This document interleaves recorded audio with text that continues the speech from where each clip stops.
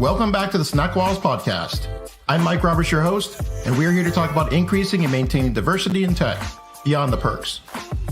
While companies think they can lure people in with unlimited PTO and dogs in the office, we're here to talk about how you keep them.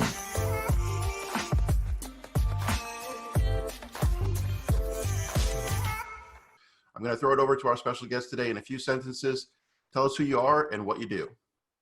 Yes, thank you, Mike, and thank you for having me on the show. My name is Dr. Underwood, and I am a D&I, or Diversity and Inclusion Practitioner. I am also the founder of the National Association of Minority Speakers. Awesome. So tell me, what do you think is the biggest challenge faced by companies looking to hire diverse talent? Well, I think the biggest problem is attracting diverse talent. A lot of organizations, I believe, don't put enough focus on ensuring that as they go out and look for people for these different opportunities, they are looking in diverse places. For example, when you think about college graduates, think about going to some of the HBCUs. Think about some of the organizations that people of color or people in a marginalized group may be associated with. And so you can go to those associations to ensure that you're finding, again, diverse talent.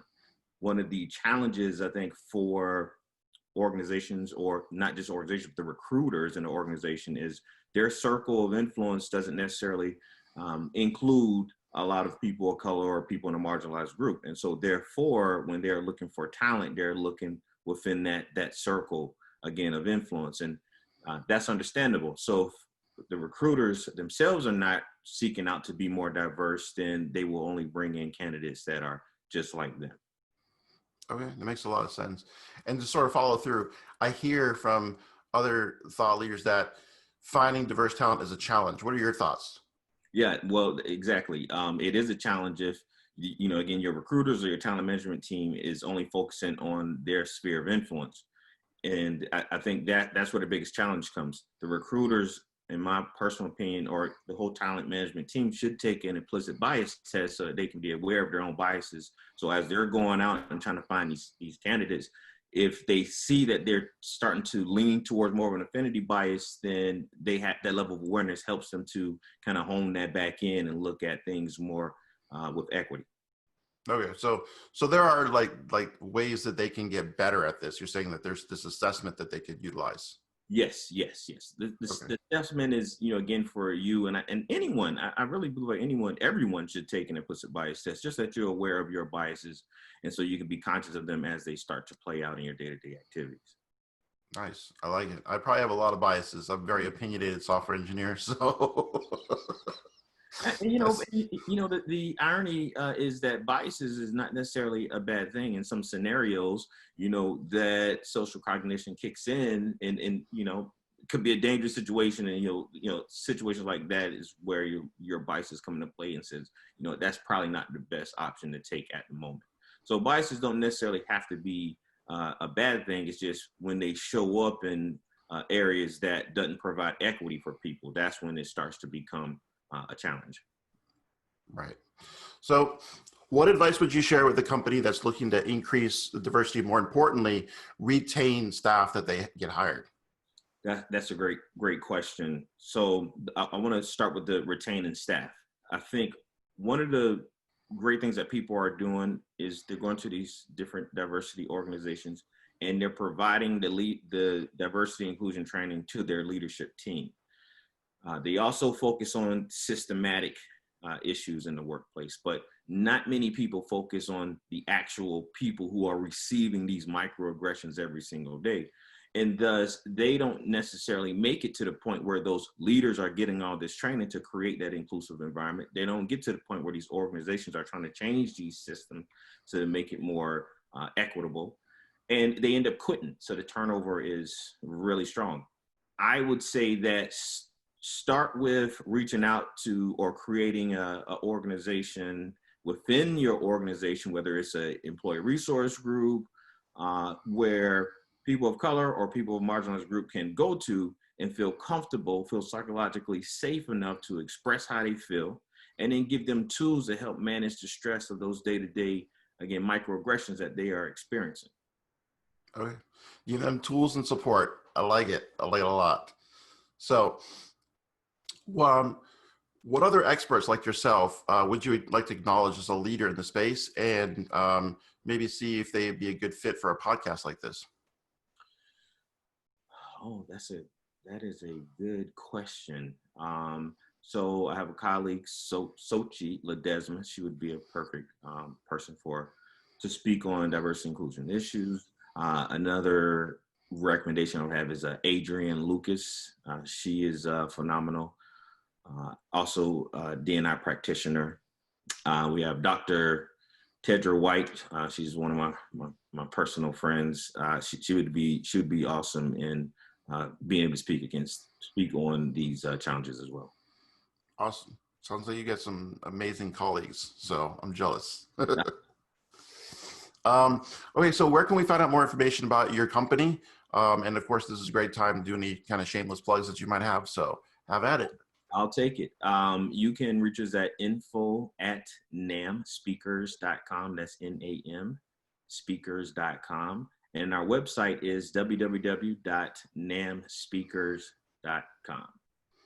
Awesome. Love it. So we got a few minutes left. We could either end early if there's something you want to talk about that you're working on, or you could ask me a question. So what would you like to do?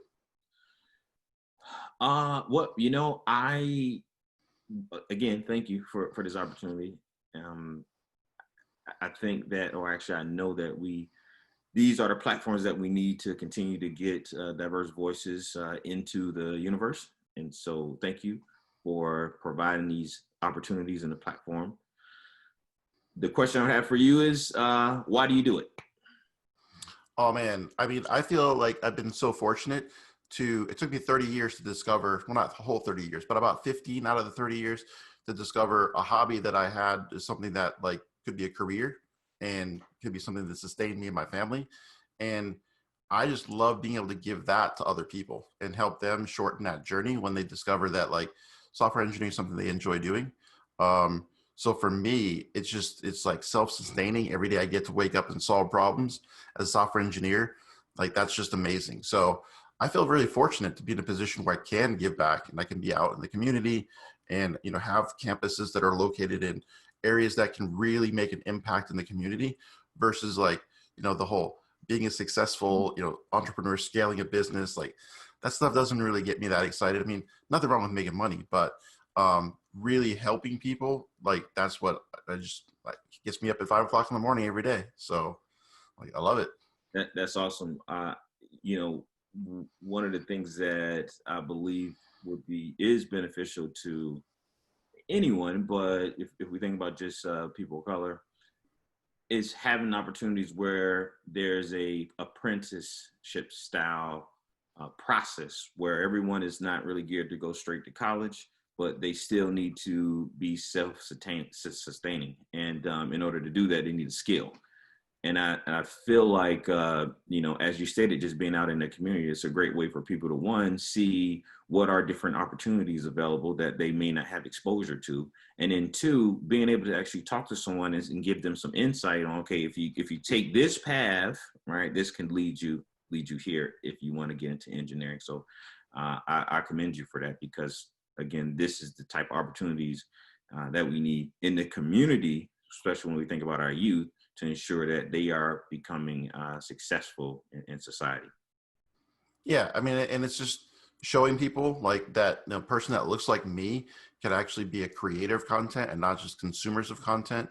Everybody's got one of these little mobile devices, right? Mm-hmm. But like a lot of folks in our community aren't thinking about how they could be creators, right? They're thinking more about other types of paths that they could go down.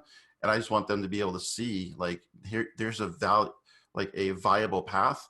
And then, like you said, I think apprenticeship is just amazing. The pattern has been around for so long, and we've kind of disregarded it for some of the more like technical careers in favor of like it's still for plumbing and welding and carpentry and things that it's like, all right, those are very useful skills, but why don't we apply that same pattern that works for that for something that the modern jobs and the modern future of work is going to be all this AI, all this, machine learning, all these computers. And so we need people that can write software. At the end of the day, that's a great way to advance our community if we give them that skill set. So I'm a firm believer in the apprenticeship pattern.